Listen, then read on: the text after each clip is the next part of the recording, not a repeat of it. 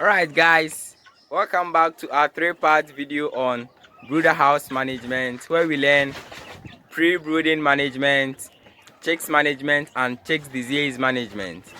In our previous video we saw pre-brooding management, where we learned 5 essential things you need to do before your chicks arrive at the farm. I recommend you check that video out before you watch this particular video. The link is in the description below, so click on it and check it out quickly before you watch this video. I promise to be right here when you come back. In this particular video we will be learning chicks management. My name is Henry Subuachi and welcome to Hobbs Ranch. Okay guys, the first thing you need to do upon your chicks arrival is to heat your brooder house. Before you let your chicks into the brooder house, first make sure that the temperature in the brooder house is around 35 degrees Celsius or 95 degrees Fahrenheit. And you need to make sure that your heating element is working correctly. The temperature of the room can be reduced 5 degrees Celsius every week till they reach 4 or 5 weeks old, where you can bring out your heat supply and they will still be fine. By then they would have grown enough feathers to be able to live without any form of heat supply. Okay guys, the next thing you need to do is to rehydrate or give your chicks water to drink. The water you give them should be having glucose or sugar inside. That's if you have glucose or sugar supply.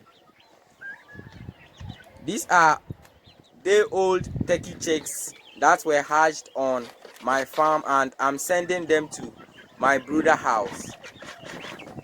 Notice that I don't have any food for them yet. It's very important that you first give them water to drink. Chicks are usually tired from breaking out from their eggs, the sorting process where the vendor sorts out the male and the female. That's to make sure that you get female, so you get layers only, not cockerels. Boxing them, transporting them to the site where you go for them. When you go, you buy them and you transport them back to your farm, unboxing them in your brooder house. All this process makes the chicks very tired and stressed. So it's very important that you first give them water to drink before you move on to the food. You can give them a teaspoon of glucose to 1 liter of water or a teaspoon of sugar to 1 liter of water. The most important thing is that you hydrate them before you give them anything to eat. These small things add up to boost your productivity, so make sure you don't ignore them. The next important thing is feeding. Chicks learn to feed. They don't know automatically what food is. So you need to lay the flooring with old newspaper or a tray. The chicks' feed need to be served on trays or old newspaper. So they learn to peck at feed and learn to know what feed is and what the litter is. If you don't do that, sometimes they can eat the litter and die.